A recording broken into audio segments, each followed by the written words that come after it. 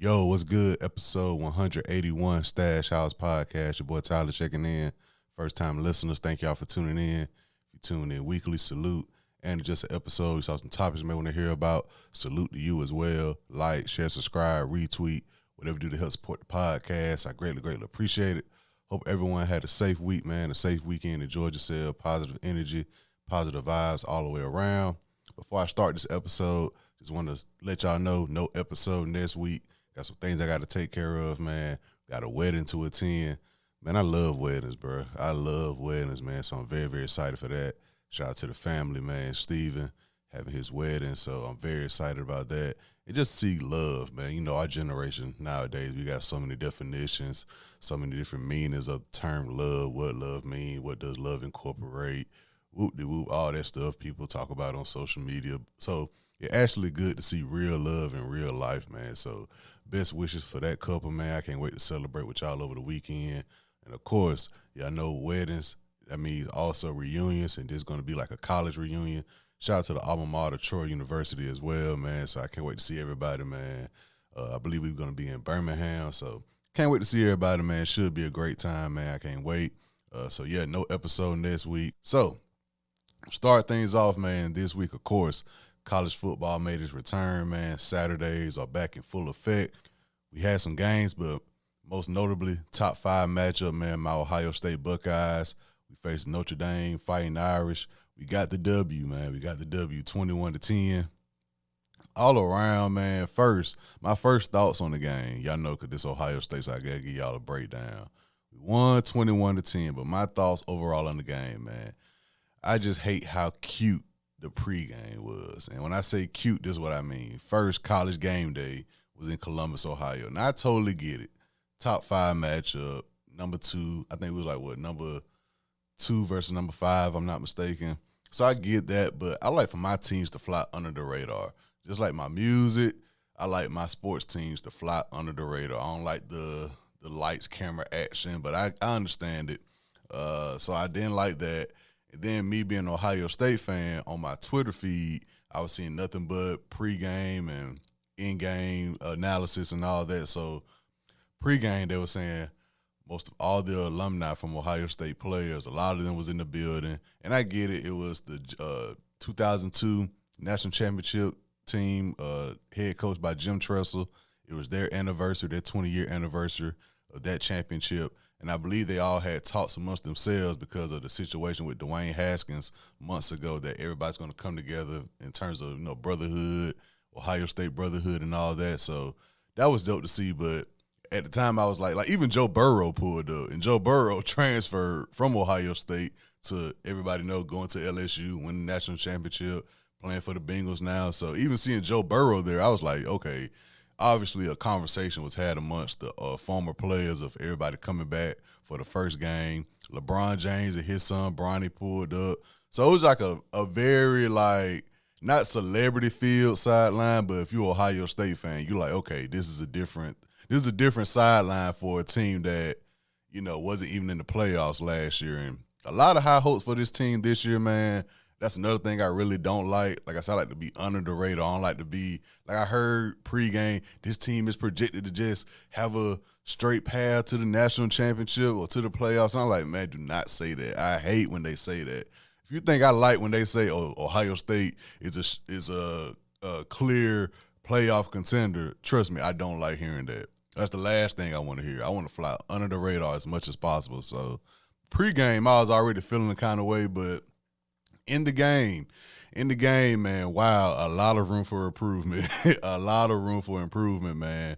C.J. Stroud, y'all know that was my main thing coming to this season. C.J. Stroud, Ryan Day, where would their chemistry be to start this season off, man? And it got off to a rocket start, in my opinion.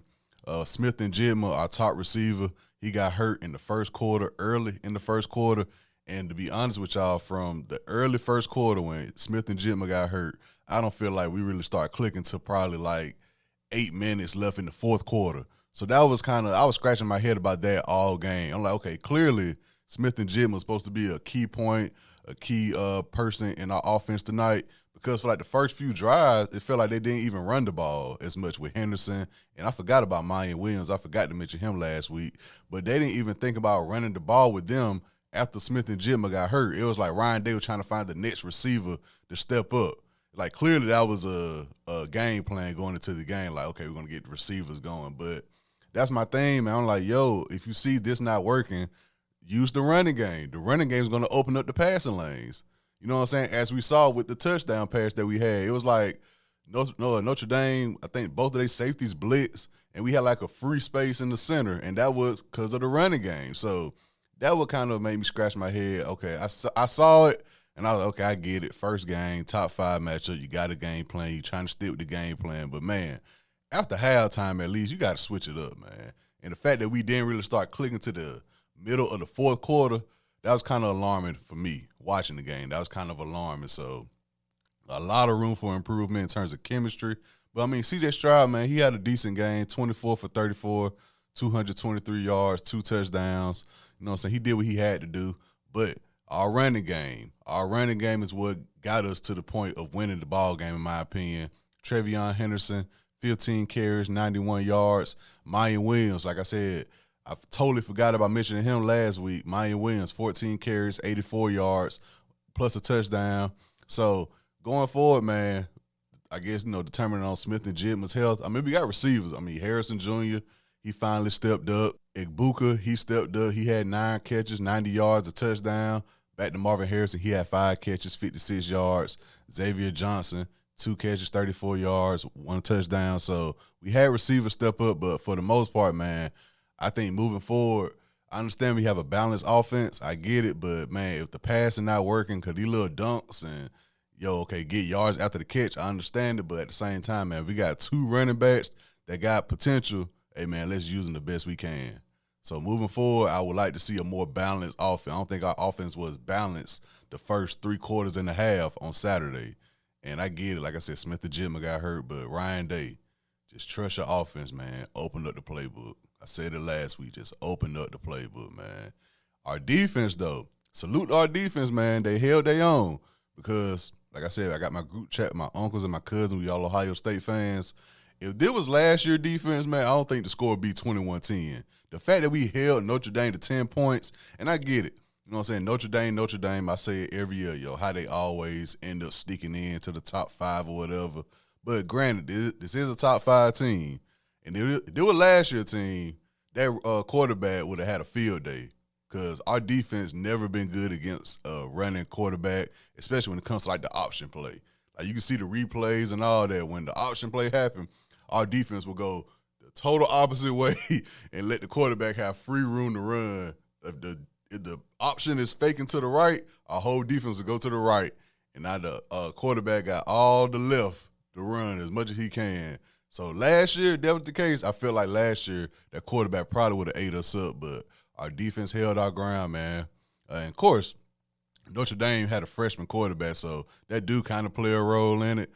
Tyler Buchner, he had 10 completions, 18 attempts, no touchdowns. They running back, 6 carries, 28 yards. Another running back, 9 carries, 21 yards, a touchdown. So all in all, our defense stepped up. When our offense was slow starting and all that, our defense kept us in the game, man. And that's the formula for Ohio State football, man. It was a typical Ohio State football game, in my opinion, in terms of not coming alive in the game until the second half, even though this second half, we woke up in the second half late as hell, but we still woke up in the second half. You know what I'm saying? So moving forward, like I said, our schedule playing to our favor, so we got time. I think we got Arkansas State this weekend, so we got time to get things together, man. We got to get things clicking before conference play. We got a top 5 win to start the season. They mentioned it last night. Normally when Ohio State play an out-of-conference team that's in the top 5 at home, I think there was like before Saturday night, we was like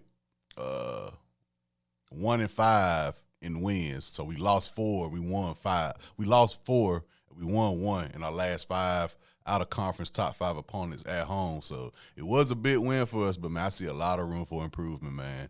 Just on offense, Ryan Day just got to open up the playbook, man.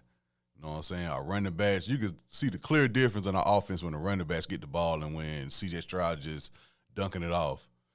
Like, I don't have the stats, but I'm trying to figure out how many passes did he do that was probably more than 20 yards. You know what I'm saying? So, offense, trust our running game. I think we'll be fine. Defense, I see some things the defense can work on, you know what I'm saying, especially with penalties and all that. But in terms of our defense on Saturday night, man, I was very impressed. So, I'm glad we started our season off with a top 5 win, man. Schedule playing to our favor. So, I'm looking to see a lot of improvements from my Ohio State Buckeyes, man. You know what I'm saying? So, I'm looking forward to that.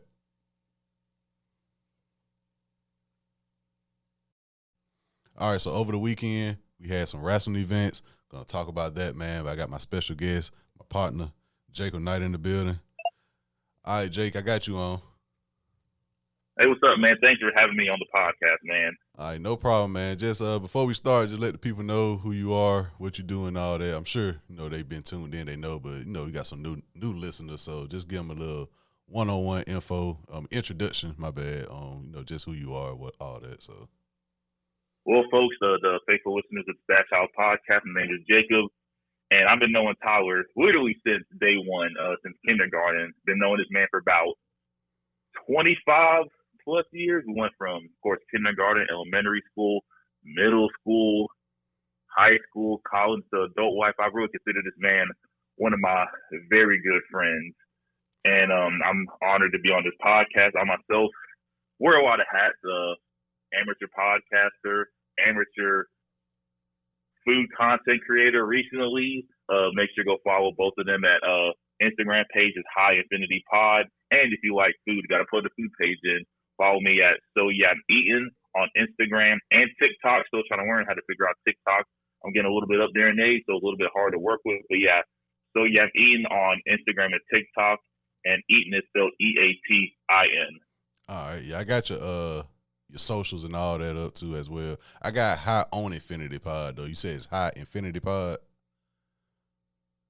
Yeah, I think it's High Infinity Pod. Yeah. All right. They'll find it. I'll try to fix it up. But I do got your socials up too as well. So me and Jake, man, like you said, we've been friends for a long time, and one thing we got in common outside of music and food is the wrestling world, man. So we got events over the weekend. We had one event yesterday. We have another event tonight. Well, 2 events because they got the NXT Worlds Collide as well. So. Oh yeah. That's on the Peacock network as well. Yeah. So we wrestling fans eating this weekend. So overall, I guess we can start with WWE right now. What's your thoughts on everything within like the past 2 months with the change in authority and the product on TV and all that? What's your thoughts on it? Okay, first off, we'll start with the change in authority.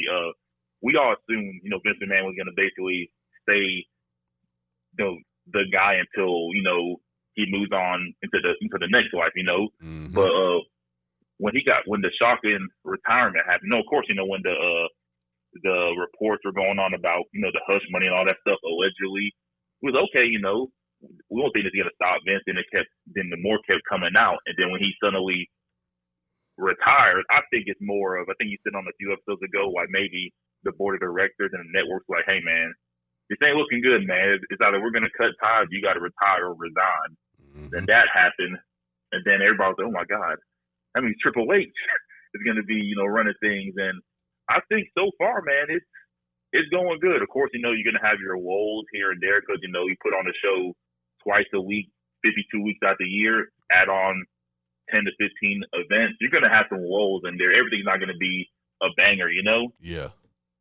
But I think so far it's so good. You could definitely tell that the Clash of the Castle it was more of a quote unquote Triple H show, if you want to call it that. Mm-hmm. But overall, man, I'm enjoying the product, man. I watched Raw back to back for like the first time in years. Yeah. I saw you had posted that, and my thing always been, just make it make sense. Yeah.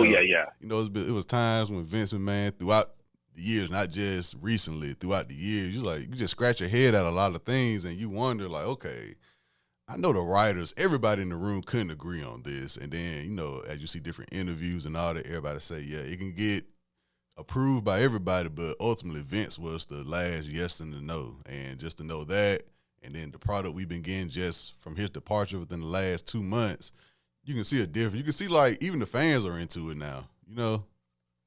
Oh yeah, like just getting people who have been, I guess, the lapsed fans in the Vince era, like, oh, Triple H is running this. Well, NXT was pretty good for the most part when he was running it. Let me check back because there was a point in time where I was on NXT more because Triple H was running it rather than WWE because it was a good there was a good bit of time where NXT was even though it was quote unquote developmental, it was by far the superior brand in WWE. Yeah, and that's how you really knew like something. It was different. That's what I'm saying. That's what I'm trying to say.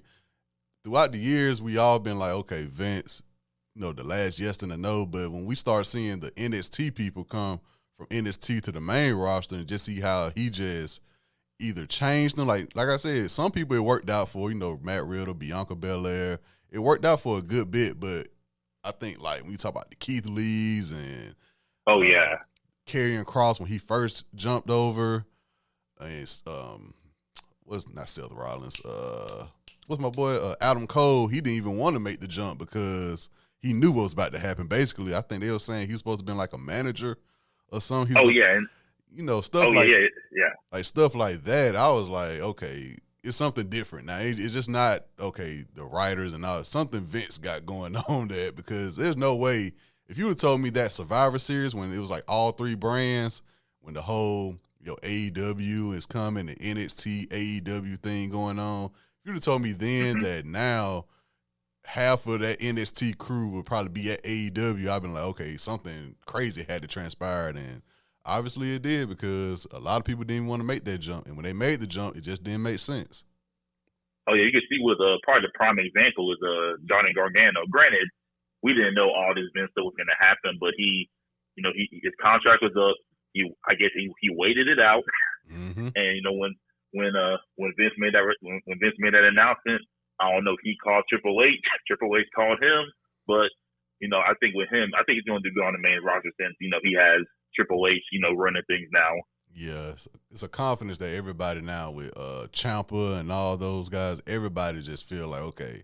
Everything is starting to click now. As we just said, Clash at the Castle felt like probably – I know SummerSlam was his first event, first big event as taking road, but I think after Saturday, a lot of people was like, okay, this is different because not to say that if Vince was in charge, it would have felt different, but I felt like this wasn't like the other event they have, I think in Sudan or – which is, Saudi Arabia. Yeah, it's like that's clearly like a money grab situation. And, and the matches, and I mean, we got a list of matches that were just horrible for that event. So just this one event alone, it feels like a new era. Like I said before, it definitely feels like a new era now that Triple H is in charge.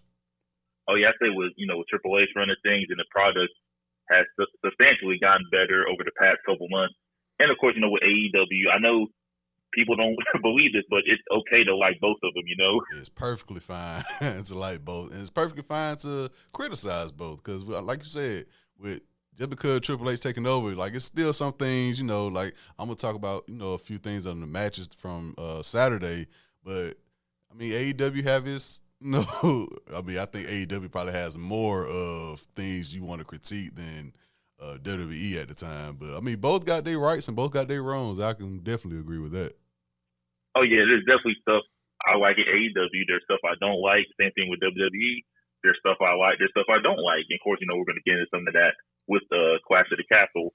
Yeah, so let's just go and get into it, man. First, the pre-show match, we had Madcap Moss and the Street Profits defeating Austin Theory and Alpha Academy. What do you think about this whole Street Profits thing going forward? What do you think should happen, and when do you think it will happen if it happens? I can't lie. I did not know this was a pre-show match. I just got on Twitter 5 minutes before it started, and it showed Montez Ford just jumped doing a front flip out the ring. I was like, hold up, this is a pre-show match? I did not know. Yeah, I saw it. I saw it probably 30 minutes before it happened.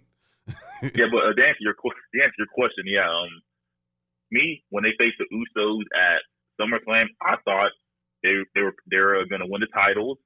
And then after the fact, people, we're on wrestling Twitter. We're not deep into it, but we know the ins and outs of it.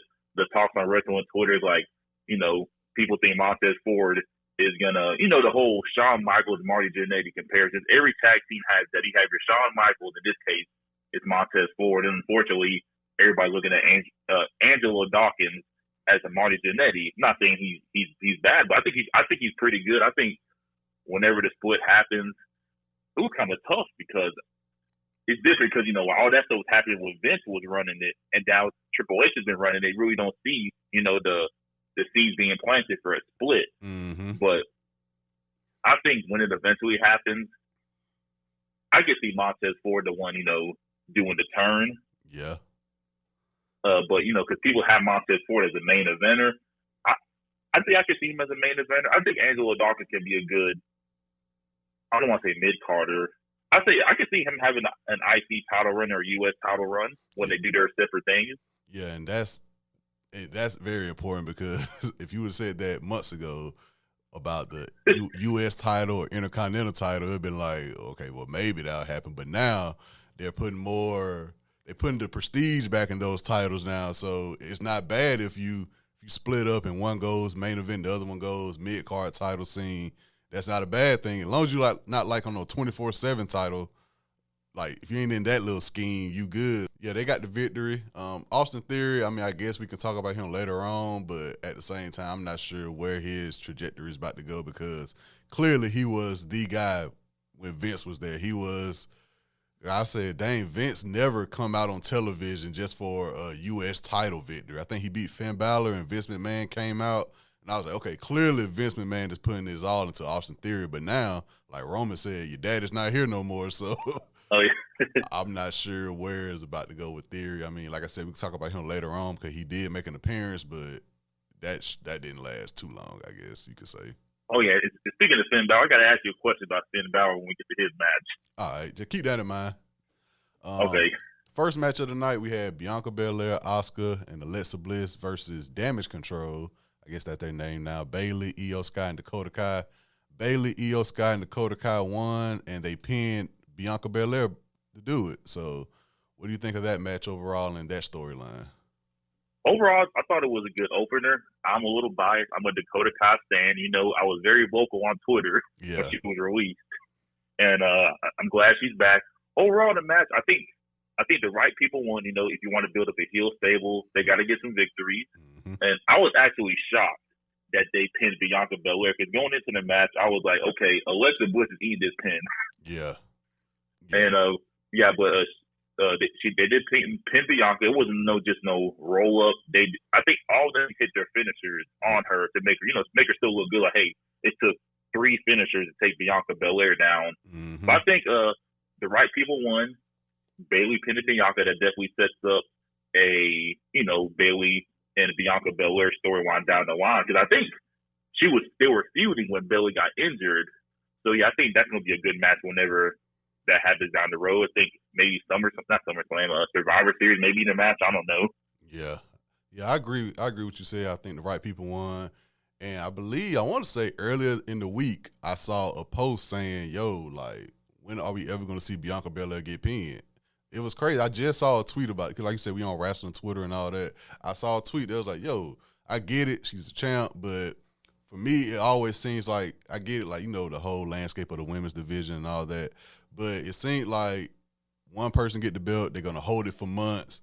And the other person get the belt, they're going to hold it for months. Then the person who just had the belt going to defeat that person.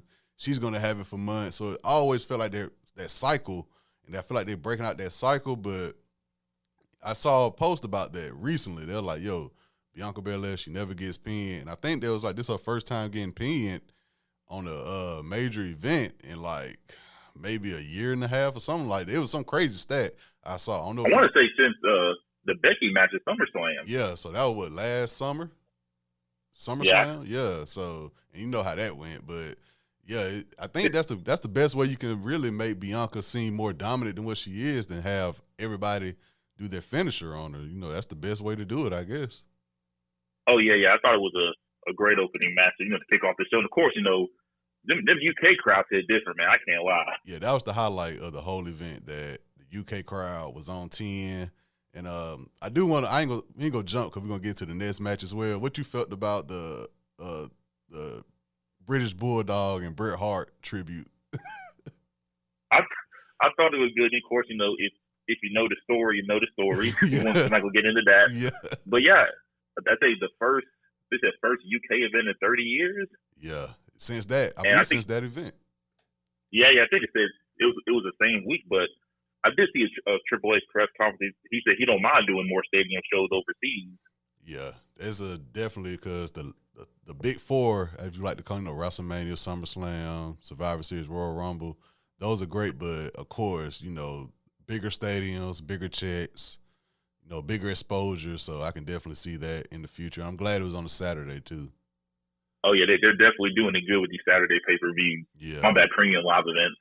Yeah, oh yeah, premium live. Yeah, but our next match, man, one of my favorite match, Intercontinental Championship, Gunther versus Sheamus. What you think about that? Lived up to the hype, in my opinion. Oh yeah, like when they announced this match, I think Sheamus won like a fatal 4-way match, something like that, and it was they put the graphic of him versus Gunther. Mm-hmm. I was like, they about to beat the hell out of each other, and they did. Yes, it was everything I wanted, man. Everything. I think when people, because wrestling Twitter, they kind of spoil it. They don't tell you what's going to happen, but when you see a post, you're like, okay, that make a lot of sense. They're like, yo, I would love to see Sheamus versus Gunther in the UK, and I was like, dang, that would make sense. You know what I'm saying? And then of course, it happened. So I liked it. I guess I'm not that informed on the whole Imperium thing. I thought it was like 4 of them, but I guess those are the original 3, I guess. I'm not sure, but, before Gunther came out, they had the 2 guys talking. And I guess they're like, Imperium is back. And I thought it was always 4 of them. I know it was just like an original 3 or something. I didn't get that, though, I guess. I think there was 4 of them. And I want to say one of them got released or he didn't re-up his contract or anything. But yeah, there used to be 4, but now there's 3. Okay. And like I said, that match lived up to the hype. Old school slobber knocker type of match. Oh yeah, man! Like you literally can't name 5 moves wrestling moves they did. Yeah, they're just beating the hell out of each other. And Sheamus' chest was red as hell. It's always weird to see that. I'm like, damn, because even back in the day, when like Ric Flair them used to do the chops, we never saw it to that extent. Where it's like, damn, Gunther. The Gunther is basically a backhand slap. That's basically his chop. Yeah, and they live up to the hype, man. I don't know where this is going to go in terms of Gunther's title reign. I'm not sure, but, I mean, it's off to a great start, in my opinion. I did see something on Twitter. They said that, I think it was a live event, I think Gunther and Drew McIntyre had a face-off, but hey, since, of course, how the main event worked out, maybe that could be a possible match in the future. Yeah, I wouldn't be mad at that as well. I wouldn't be mad at that. Yeah, but that was definitely my match of the night with Gunther and Sheamus. Also, Sheamus with a nice reception after the match is pretty cool itself. Yeah, it felt like they were even surprised about that, the wrestlers, because that wasn't the only one that we saw, the whole night. That the crowd crowd was just basically giving them their flowers. It was like, oh, like, dang, I appreciate this. And, like, they just stayed on camera and, like, it wasn't like a scripted moment. Like, the wrestlers was even surprised, like, wow, okay. I ain't expect this, thank you. So, that was definitely great to see that numerous times throughout the night. Yeah, but I think Sheamus will go down as probably one of the more underrated wrestlers of his generation, because when you think about it, when he came in, it was, John Cena and Randy Orton and Triple H to some extent. And then, when that started to wane out, you started to get, your Roman Reigns, your Seth Rollins, we'll count Dean Ambrose in there, Dean Ambrose / John Moxley. They started to be on the come up. But granted, Sheamus did have his titles and stuff. I think when you look back on it, he'll go down as the most, unsung heroes of his era. Yeah, because he was him, Dolph Ziggler. It's a few guys who maintained and stayed. Kofi Kingston throughout, the multiple reign of terrors of John Cena and the Randy Orton feud. And so it definitely guys who were loyal, who's been loyal to the company, still, staying with them. And they get rewarded for it because, like we said, with Seth Rollins, Sheamus, certain guys, they can lose a match and it won't be like, oh, why they lost? You know what I'm saying? It's just, okay, they put on a great match regardless. Oh, yeah. All right, so the next match, SmackDown Women's Champion Liv Morgan defeated Shayna Baszler. What's your thoughts? Because it kind of just happened and ended for me. And I'm trying to see where they're trying to go with Liv Morgan with her reign, because I mean, there's no way you can argue or nothing about what happened at SummerSlam, because we saw the replay. You know. Yeah. And I was scratching my head. I was like, that's one error I'll say in the Triple H reign so far. Like, why would you have that match end like that? And I don't know what Ronda Rousey doing. She's just breaking people's arms and getting arrested since then. So I'm trying to see where they're trying to go with Liv Morgan. She's going to be like the not the baby face. Of course, she's a baby face, but like the champion that somehow gets the victory until Charlotte comes back, or what? So what you think about her reign so far? So far, I'm a Liv Morgan fan. I think, like once you get the fan support, I assume, that's going to help you out maybe. But I was actually shocked that Liv won. I thought Shayna was just going to basically, same like the Ronda matches, beat the hell out of her and take the title. Or I thought if Liv would have won, it would have been kind of similar to the Ronda match. Like, she gets the hell beat out of her, then she just do a surprise roll for a victory. But I'm surprised she actually got to finish her off and pinned her clean. Yeah, clean. Like I said, it just kind of happened. I was like, oh, because I guess I didn't know that was her finisher, I guess. It just happened. I was like, oh damn. Okay. He's like, damn, she won clean. But I thought after that night that she was getting booed, I was like, oh, this might be, okay, let's take the title off her for a minute, because when she was making that, she was talking, it was like, you tapped out, and it was like, yeah, it was clear, like it wasn't no millisecond or nothing. Like, she was tapping way before the 3 count. So it was a definite difference. Yeah, so I'm here to see what happens from here. They got the thing of Charlotte Flair coming back eventually, and maybe we know how that goes. But then again, we got new management, so maybe they not going to just throw it on her this time. So we'll see about that, though. Yeah, we build up to Charlotte taking it. Don't just have Charlotte come back. They have a match and she wins. Yeah, on SmackDown at that. So next match, man, tag team match. The OGs, Edge and Rey Mysterio versus the Judgment Day, Finn Balor and Damian Priest. This storyline here, man, I don't get it, because I don't feel like it shouldn't have came to this in terms of the Judgment Day. Like, it was fine the way it was with Edge, Damian Priest, and Rhea Ripley. So just from the Finn Balor coming into that, I didn't know what question you had about Finn Balor, but just him coming to the Judgment Day, I didn't think made any type of sense. So I'm about to ask my Finn Balor question now. Oh, okay. Do you think WWE dropped the ball on Finn Balor? See, I called on him late.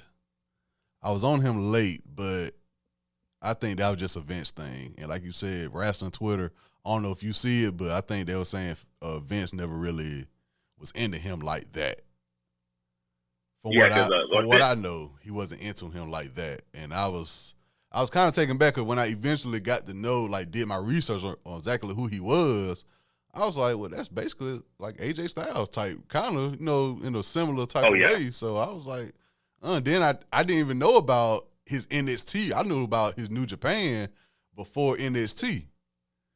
So then I saw his NXT stuff. I was like, okay, it really don't make no sense now, because he was dominating NXT. Oh yeah, because I caught on the Finn Balor Finn Balor had like a special place. It's like because when I started watching NXT like late, I think it was late 2015, he was the champion. Mm-hmm. Okay, then he did his good stuff with Samoa Joe, and then of course he went to the main roster. Unfortunately, he got hurt in his first like big match. Maybe that kind of soured him on Vince. Like, oh, I give you this big spot and you get hurt. Yeah, Granted, I think that's the post I saw. There was like right when he won. Right when he won, that when he got hurt, and ever since then, he kind of been trying to play catch up. Yeah, granted, injuries happen, it happens. But yeah, I just feel like ever since then, Vince has been kind of sour on it. Then he went back to NXT, had a pretty good run. Now he's back on the main roster. Yeah, I don't get the whole Judgment Day thing. I thought, to me, Finn Balor was a great heel, but I'm just not feeling the Judgment Day, even though I'm a Finn Balor guy, big Rhea Ripley guy. I just feel like it's time to split it up, man. Like, especially after this match. Yeah. This whole thing with the Judgment Day, like you said, Finn Balor, and he went back to NXT. He was in the middle of the whole Undisputed Era thing, and I was like, okay, that's probably Vince. It seemed more like a downgrade at the time because everybody like, dang, why he back in NXT with the television premiere and all that? I remember that happened. And now with the Judgment Day thing, it's like, damn, bro, they just beat you the night before clean, then the next night you join them. And, yeah, that didn't make sense either. Yeah, and now to make it even worse, nobody really knows who's the leader of the Judgment Day. When before it was clearly Edge, and they got Rhea Ripley young, Damian Priest young, so that made sense. And now they're saying Rhea Ripley like the most wicked out the group, so she might be the leader. So I don't know. That's my thing. I just don't know about Judgment Day at this point. She's definitely the leader. Once again, me being biased, I'm a Rhea Ripley fan. Just break Judgment Day up, throw Rhea Ripley in that women's division, and just let them run it. Yeah, that makes perfect sense. Because she was the number one contender before she got hurt. Yes, yeah, she got hurt. She hasn't really wrestled since then, too, so I'm pretty sure they're probably just slowly bringing her back in. Mm-hmm. Yeah, I ain't like the street. My bad. Yeah, because she was the number one contender, and I forgot who challenged Bianca, but yeah, I just thought about that. She was the number one contender before she got hurt. I'm saying the streets need a Bianca Belair Rhea Ripley match. Oh yeah, we still need it. And I'm not really interested in this storyline, but the whole Dominic Rey Mysterio thing. Yeah, I know people been saying it's gonna happen, but Dominic's not that good in the ring to make me want to see it.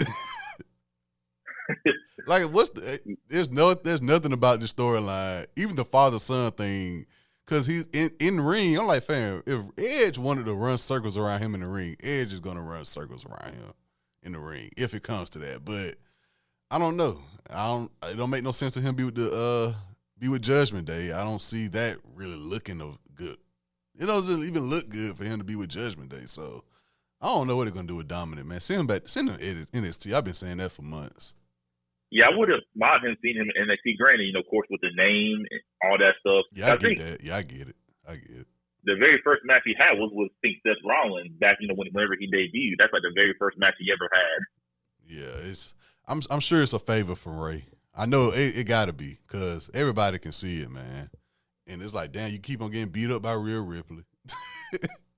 It's like every week you getting your ass whooped. It's like, come on, man. Where are y'all trying to go with this? That's my thing. Where they trying to go with it?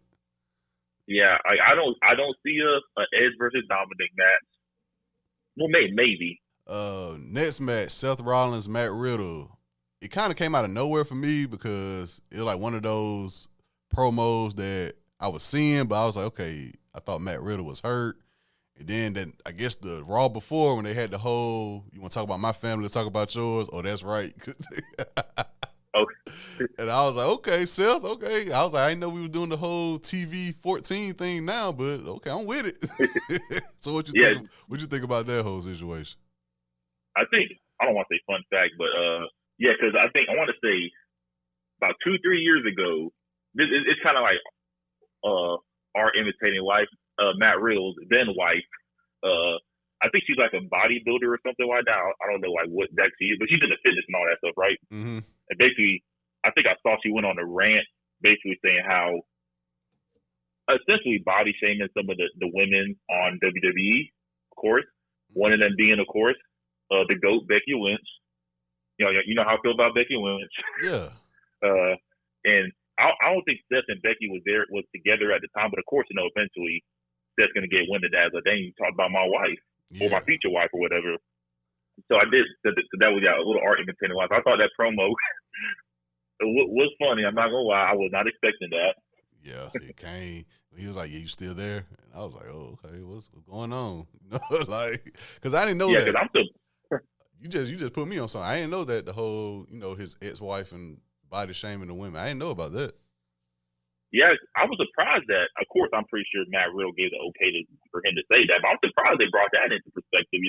Yeah, I think I saw somebody tweet, and then they was like, "Yeah, it made the match a lot better, made the storyline a lot better because they really don't like each other in real life." And I was like, "Oh, I didn't know that either." Yeah, I ain't know nothing. You know how, like I said, wrestling Twitter, but I didn't know that the whole wife and all that. I knew he got divorced. I think you told me that about him and his wife, but I didn't know nothing about her talking about the women's and all that.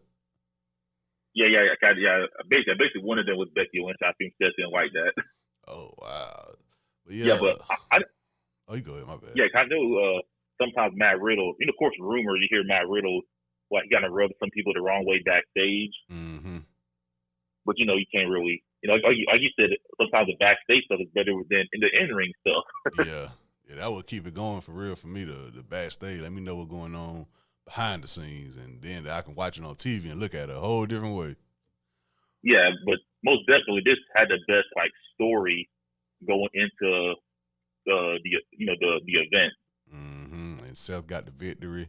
Like I said, both of these guys, I'm just waiting to see what's next because, of course, Seth with the whole 3 matches against Cody thing, and I just saw that as really. I saw people talking about it. I just took that as Cody probably just got to get more familiar with being back in WWE and actually putting on wrestling matches again. That's how I took it. Honestly, I might be wrong in that, but I took it as okay. He just got to get familiar again with how they do it over there instead of just sitting there and waiting 15 seconds for somebody to jump on you. So that's how that's how I took that, honestly.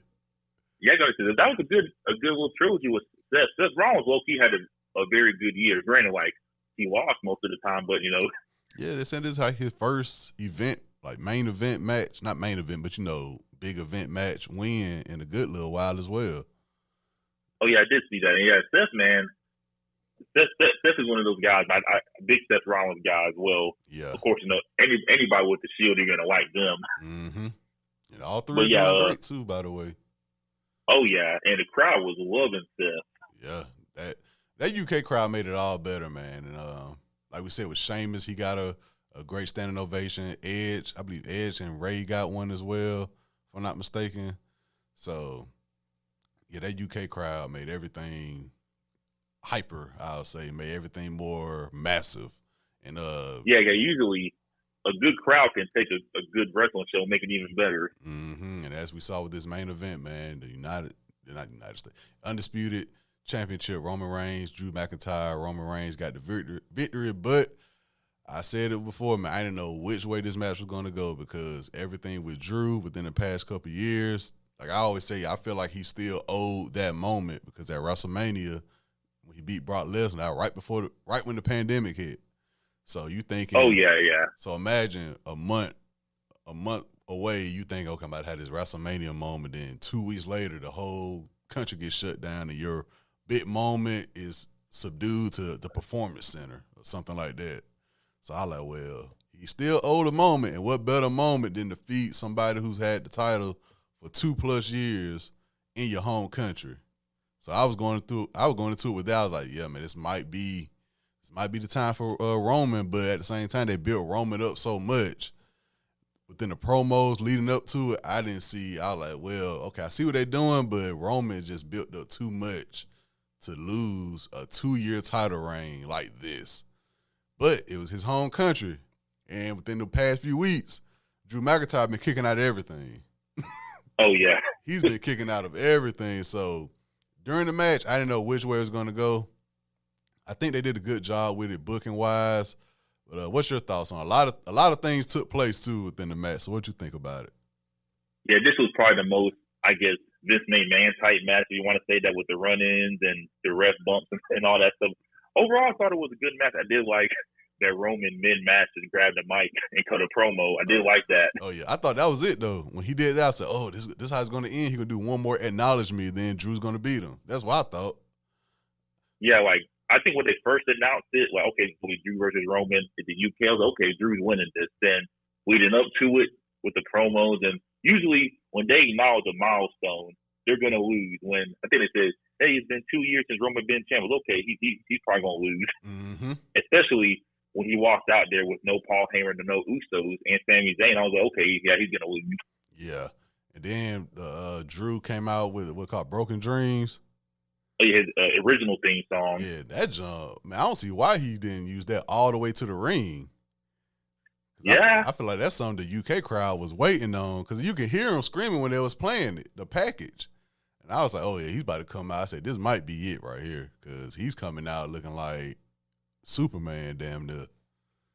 Yeah, I thought it was, but when I thought about it as well, I was like, whenever Roman drops the title, I thought it had to be at like a big event, like a WrestleMania or something, with a title reign that long and it ends at WrestleMania. Yeah, that's my thing. I'm like, man, I get it, but they built the Roman. Like, of course, we always saying, of course, okay, Cody Rhodes going to beat him eventually down the line, but since that happened, and then like the rumors about, I guess, Rock versus Roman at WrestleMania, I guess everybody's pretty much sold on that at the moment. So I'm not sure where they're going to go with Roman. I mean, he can hold him until, but Rock versus Roman doesn't need to be a title match. I mean, that could be the story writes itself with that. Oh yeah. I think we all know Cody Rhodes is going to be the one to break that, the dethrone him. Yeah, but then have you heard this whole splitting the titles? They saying Karrion Kross may challenge for one belt, and then like if Randy Orton come back, he'll challenge for the other belt, something like that. I've been seeing. Yeah, because that would make sense. Like you can't just challenge for one belt when you got two, you know? Yeah, I guess because the whole company thing with USA Network, they're like, yeah, we want a champion over here. I think it's more about that than it is, splitting the belt. I think USA is saying, yo, Raw, I mean, he shows up. He show up when he feel like it. So it was like, yeah, we want a main champion over here too as well. So I think it was more of that type of thing than it is. Because then they're saying Triple H is thinking about redesigning the belts as well. So, oh yeah, I've been seeing a lot of stuff going on with the Roman situation, and like I said, until Cody come back, I really don't know what to expect in terms of who's going to beat him and the whole Karrion Kross. Like I said, his second time coming back, and it seemed like Triple H is rewriting that wrong that Vince McMahon did with him, because everybody was mad about that when they saw Karrion Kross come with a mask on, and I was like, damn, like everybody was kind of pissed off about that. So yeah, he rewriting the wrong with that. The Uso younger brother, I feel like I just saw on Thursday they were saying he making the jump to the main roster, so I didn't expect him at all to show up at the UK. I was like, whoa. Yeah, because when of course with the ref bumped, then the whole Tyson Fury punching Austin Fury, then Drew hit his finisher. Mm-hmm. I thought that was it. Yeah. And then when the ref pulled him out, I was like, who the hell pulled him out? Mm-hmm. Yeah. And then they showed him all the. I saw. I said, oh damn. I said, okay, way to kill the rumors quick. I was like, dang, I just saw the other day they was talking about he's making the jump and he's going to join the Usos. And, of course, that's the story. And I was like, okay. Then I saw him there, and I was like, wow, way to make a debut, a main roster debut. Oh, yeah. How do you think that's going to work with the Bloodline? And, of course, the whole Sami Zayn storyline as well with him, quote-unquote, being in the group. I do not know. The best logic I saw was eventually Sami Zayn and Kevin Owens are going to reunite and beat them. That's the best. I will love for that to happen. Yeah, that's the best way I can see it, because I thought that was like a Vince thing. I was like, dang, you're just going to throw Sami Zayn into the Bloodline storyline? Like, okay, how that's going to work out? I was like, okay, I guess. Sami's making it work. Yeah, he's making it work. He's doing what he's supposed to do. That's like a perfect example of an employee doing what they're supposed to do, because I'm sure he even knows, like, fam, come on, really? Like, they got their own thing going on. Like, I can't challenge for a tag title. Now you gonna throw me in with them? But I saw somebody saying, yo, if Kevin Owens, because, Kevin Owens going back to his original self as well, because they had him arguing with, for the longest about who he really is. I was like, come on, man. So I saw somebody say, yo, they may just come together and beat the Bloodline eventually. So, but I guess the brother's going to come back and they're going to be like, oh, welcome. And then Sammy's going to feel left out, I guess, so. I think that's naturally, I think that's probably the best way it'll work. Yeah, make it real. Like, dang, I was just getting the love from y'all. Now the younger brother coming and now he's overshadowing me. So I can see it playing out like that, I guess, till Survivor Series, I guess. Cause, yeah, that's probably the most logical way to do it. Yeah, so overall, man, I think it was a great event. Like I said, it was on a Saturday in the midst of college football. Luckily, it wasn't no big major noon game or nothing like that.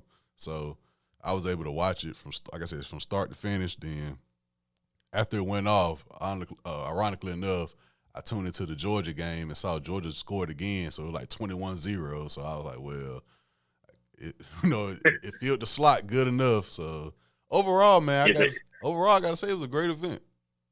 oh yeah, very good. I thoroughly enjoyed myself. That was actually a good event. I did not, like I left happy. Yeah. I'm not sure if you know anything about NXT Worlds Collide. I don't have much to say about that. I know a little bit. Like basically, they're merging the UK and the NXT brand into one. Basically, that's like the gist of it. Oh, okay. I see they got NXT Europe now. Yeah, I think that's going to be in the works. I think that's coming out next year. So I guess they're killing off NXT UK with this event, and then they'll have, I assume, just one NXT until NXT Europe is a thing. Okay, then. Okay, I guess Triple H, man. Like I said, I feel like he just rewriting the wrongs Vince was doing, and I'm so far, man. I'm not mad at it. I'm not mad at all so far what he doing. Yeah, he's doing a good job so far. Like I said, rewriting the wrongs. He's with Karrion Kross. He got Austin Theory and Matt Riddle, their names back. Yeah, that was another thing. I'm like, damn, bro, just let people have their name. Johnny Gargano back, Ciampa, he was in a good position with the Miz right now. Everything, I feel like everything is kind of clicking right now. People wanting to make the jump from NXT to the main roster again. So I've been telling people, man, it's a good time to jump back in. I know I say it every time, but I honestly feel like now is definitely a good time to jump back in. Yeah, he's making the secondary titles mean something again. Yes, packages. Packages, man. Just give us some backstory, man, because some people wasn't around for those days. But with him doing good, man, I don't know if you've been tuning to AEW, but I definitely see them, I ain't going to say hitting the panic button, but a lot of things I'm kind of scratching my head at. All Out is tonight. Of course, we're recording early. About 14, 15 matches, man. I know you told me about it a few times. You heard from people, you go to an AEW event, that shit might last about 6 hours because they shoot so much content, and for them to have a 15-match event, man, I mean, I'm looking at the lineup now. I know the wrestlers, of course, but I'm like, damn, I don't know. I think some of these could have been held off till Dynamite or something, man. Yeah, there's about a good 3 matches I'm very interested in. Yeah, what's your thing? I'm just gonna jump right into it. This whole CM Punk John Moxley thing. What do you think about that match, the original match, when it kind of ended and everybody was like, "Okay, what the hell going on?" Like everybody else, I was shocked. I was expecting like this 20-minute epic, Yeah. And then CM Punk got hurt, quote unquote, storyline wise got hurt. Moxley beat him, and I was like, oh, that was quick. Yeah. That was basically my reaction. That was quick. And I think, like you said, with my bad. Oh, you good? Keep on going. I think AEW kind of doing the same thing with WWE with Drew McIntyre, like when Moxley won the belt, like the month later the pandemic hit. So they're probably giving him, a run with the crowd. I think he's doing a great job. Some people are saying, hell, like CM Punk, like, hell, let Moxley run with the belt, since he's doing good. Yeah. I don't see a problem with it. It just, I remember that whole Dynamite felt weird because it was like, okay, CM Punk came back, and I just felt like he just said, I'm going to be out for a while. He came back, and I feel like I didn't see no type of rumors or nothing about it. So I was happy that I was shocked that he came back. But then when that match happened, I was like, well, maybe he came back probably a little bit too early. And then to add on with that, when Kenny Omega returned later on that night, he obviously didn't look 100% as well. So I'm like, damn, did they press the panic button and say, yo, we need y'all to come back just to get the ratings or something like that? So it was kind of odd. That whole night was kind of odd because I was like, I figured CM Punk wouldn't. I didn't think that match was going to go like that at all. Yeah, most definitely. So that's going to happen. I guess, like you said, you got Moxley winning that match. My heart says Moxley, but CM Punk in Chicago, you already know what the deal is, man. Yeah. There's been rumors of him possibly turning heel, which I don't think is a big deal no more. I mean, I kind of root for the heels nowadays. Nowadays. I mean, I think I forgot to mention that earlier. I saw on Instagram Baron Corbin, like he got into JBL's car. I did see that, but I didn't really pay attention to it. Yeah, so yeah, I guess like you said, he in Chicago, CM Punk. I don't know. Like I said, I don't know what AEW got going. They got the trios, tournament, final. Young Bucks, Kenny Omega, Adam Page, Dark Order. I feel like this is about to be the time the Elite just going to use their power and just be like, okay, Yeah. we about to get these belts, fam. Like, Yeah, but to me, honestly, I know they're doing the story with Hangman Page and the Elite. But honestly, man, they would have had the Elite versus Osprey and them two boys. That would have been a great final. Man, Osprey, bro. Osprey. I've watched some of his matches on YouTube, man. Like he that deal, man. Oh yeah, like I would love for like you said, I would love for a Kenny Omega Will Ospreay match sometime in the future. Yeah, another match I'm seeing on the card that I'm interested in storyline wise, Christian and Jungle Boy. That's been interesting to see how that played out. Yeah, but I don't know. It's I can say it's whatever to me. It's like okay, I like the whole the I guess mentor turning on the mentee storyline. Yeah, it just kind of happened too quick though with the whole what bro name, the Lucha, the Dragon. Luchasaurus. Yeah, it's like damn, okay, he just left Christian like high and dry. Like you was healed for about 2 weeks, and now you back. Yeah, he was healed until Jungle Boy came back. Yeah. I've been seeing rumors. 'Cause I know you tuned in with Jade Cargill. I've been seeing people saying, "Yo, why not just make Jade the real women's champion instead of the TBS champion? Why not just make her the all-around champion instead of?" Yeah, because most people do view her as I guess, rating-wise and as the bigger figure. Yeah, I guess. But yeah, it's weird because I would assume Jade would be a champion by now. I think that's why they had the TBS championship, just have I guess a secondary women's title, which is rare, in I guess mainstream wrestling. But I would not be surprised if what's her name, Athena wins. Like, eventually her Jade streak has to be broken. Eventually, she got like a Goldberg streak going on. Yeah, I was going to say Goldberg streak, but I think I got Athena winning that match. All right, I'm just looking at the other matches. Ricky Starks, Powerhouse Hobbs. I think they're saying Ricky Starks about to be the next babyface, the next big babyface, I guess, in AEW. I'm not mad at that. I like Ricky Starks. House of Black versus Darby Allin, Sting, and Miro. Sting is damn near on his Jeff Hardy shit right now. Anytime you see Sting in the ring, you never know what he about to do. So he gonna jump off something high. Yeah, so it's weird to see because it's Sting, but at the same time, I'm not mad at it. As long as he's still going, I'm not mad at it. You've been hanging out with Darby Allin too much. Yeah, man. Bryan Danielson, Chris Jericho. We already know that's going to be a good match. That's written. You don't got to even worry about that. So all around, yeah, they got like a good card, but it's just 15 matches, man. Oh, you know what match I'm excited about? Which one? The ladder match. Oh yeah, I see it right here. We have. Let me see. We got Claudio. Oh, I know he was in the match. Yeah, I think he got added. People are like, why he's in the match? He's a champion. Why, because logically, let's say he wins and let's say Moxley wins, that's going to be like, oh, so. Oh, wow. Claudio, you got Claudio, Wheeler Yuta, Penta. Okay, Penta, Ray Phoenix, Rush, Andrade, Dante Martin, and the to be determined. I haven't seen no rumors about who the to be determined is. I know they got like a what they call a Joker or something like that. Yeah, people think it's MJF. People think it's gonna be. Me personally, I'm bad at making guesses. Even on my podcast, when it comes to the Marvel stuff, I'm bad at making guesses. So, I really don't know. I guess we'll just be surprised on Twitter, when they announce the Joker is somebody. I'm definitely not paying to watch this. I saw somebody post that it's supposed to be at the movie theaters or something. I'm like, fam, 15 matches, man. I got to have a free Sunday, Monday, and Tuesday to watch that in the movie theater, man. Yeah, but no, the Lucha Bros, the Canadian Destroyer will be used. Oh yeah, multiple times. I feel like in this match with a ladder involved. Oh yeah, but I think that's probably will be that might steal the show because ladder matches are always potential show stealers. Right. All right, like you said, we just be tuned in. I'll be tuned in on Twitter. Then, like the next morning, I'll watch some YouTube videos, some reactions, and all that. But yeah, I'm also curious. My bad. Oh, you go ahead. I'm also curious when AEW gonna come to Atlanta for a pay-per-view. I feel like they're in Chicago once a month.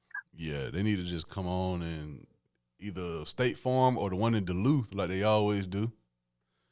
Yeah, it's like, come on, man. Like, broaden your horizons. They go to cities. I feel like they go to the same few cities every, year. And I'm nervous to go to one too when it's a Dynamite or something because I ain't trying to stay all day. Yeah, let me stay for about 3-4 hours and go home. Yeah, I ain't trying to see AEW Dark Elevation, Rampage. Let me see Dynamite and just go. That's all. Yeah. Hey. I assume, like, logically you think, okay, you pay this one ticket price, you're seeing 4 shows or whatever. Mm-hmm. But I assume most people just stay for Dynamite, maybe Rampage, depending on who's wrestling, and then they go home. Yeah. Man, I appreciate you, man, for calling in. Well, me calling you, having the time to chat about wrestling, man. I know you caught the event, so I just want to put you on, man. I gotta get you in the studio for real, though, next time. Okay, yeah, man. Can I say something while we're still on air? Oh yeah, go ahead. Yeah, man. I'm loving what you're doing with the whole podcast game, man. The whole audio. You about to hit like what 200 in maybe a couple months? Yeah, a couple months. Yeah, man. 200. Like, to stay consistent for the most part. Granted, of course, we all take our breaks here and there, but basically on a week-to-week basis, stay consistent and hitting up 200. That's a big deal, man. And the whole video thing too, man. I do love the whole video aspect too with the podcast. Yeah, man. I appreciate it, man. We in this together, man. I keep on telling people. I said we all had got together over the weekend. They was asking me. I like, man, look, the field, you can jump in, man. You don't need to ask. If you want to ask me for help, do that, man. Don't just feel like, oh, Tyler, that's Tyler thing. Hell, that's Tyler Jacob them thing. No, man. It's an open space for anybody. Because I don't talk about half of the stuff everybody else want to talk about. I just talk about stuff that interests me.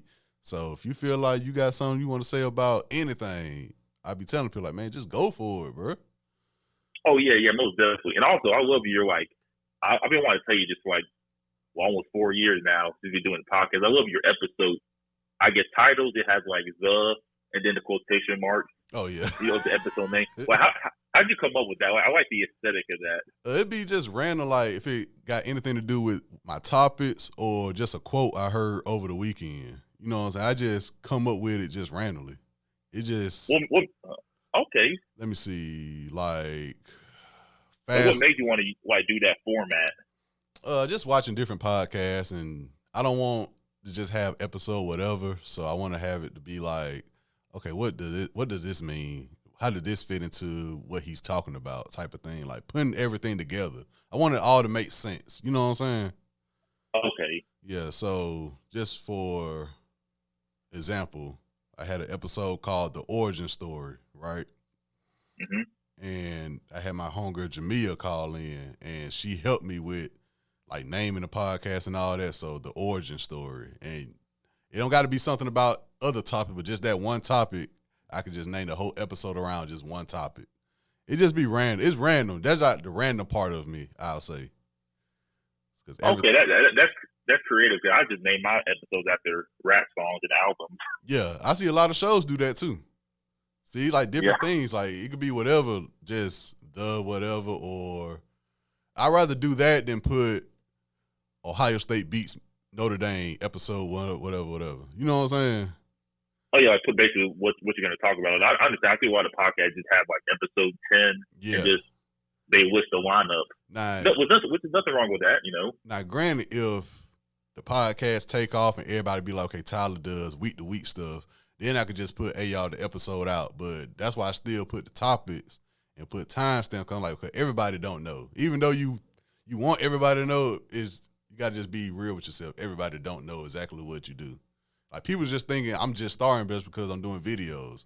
It's like, dang, I know you do podcast. Like, yeah, I've been doing this shit for like, you feel a way because you like, dang, I know you see I post, but at the same time, video bring a different aspect and different audience. So, yeah, I'm like 180 episodes in. Yeah, you just got to be real with yourself and be like, okay, I know since I got video now, a different audience going to see it and different people want to reach out now because it's different when it's just audio and different when it's audio and video. So. Yeah, it's more of I can't think of the word. It broadens your horizons because some people like the visual component, some people like the audio. Mm-hmm. And I got something for you with the link tree thing. Like that kind of made a difference. I just started doing that with reels. Yeah, because you don't want to. Yeah, because you don't want to just put each. Cause even before I heard of Linktree, I was putting like the Spotify link, the Apple link, the Anchor link, and Linktree. Just hey, here's the link. Pick whichever platform you like, and then go from there. Yeah, man. But I gotta get you on, man. I keep on telling people, man. I want to get my friends on here first. You know what I'm saying? Like, I don't want everybody to be like, damn, who the hell Tyler talking to now? Like, I want to get the people, everybody know, like, okay, them boys got more to talk about than just sports and music. They got stories and all that. So yeah, because some podcasts is more. I know most like the stuff we do is like current event stuff, but sometimes a good story here and there to switch things up. Yeah, just to talk, just talking, just press record, and like I said, just don't incriminate nobody or nothing like that. So, you don't got to worry about that with me. Yeah, yeah, man. But I appreciate you, man, for coming on once again, man. Plug in your stuff. I got your socials up right now, so just plug in one more time, man. Okay, once again, Instagram and Twitter is So Yeah I'm Asian podcast. Instagram and Twitter, High Infinity Pod. And if you like food, start a food page up as a side hobby, and that's on Instagram and TikTok at So Yeah I'm Eating, and Eating is spelled EATIN.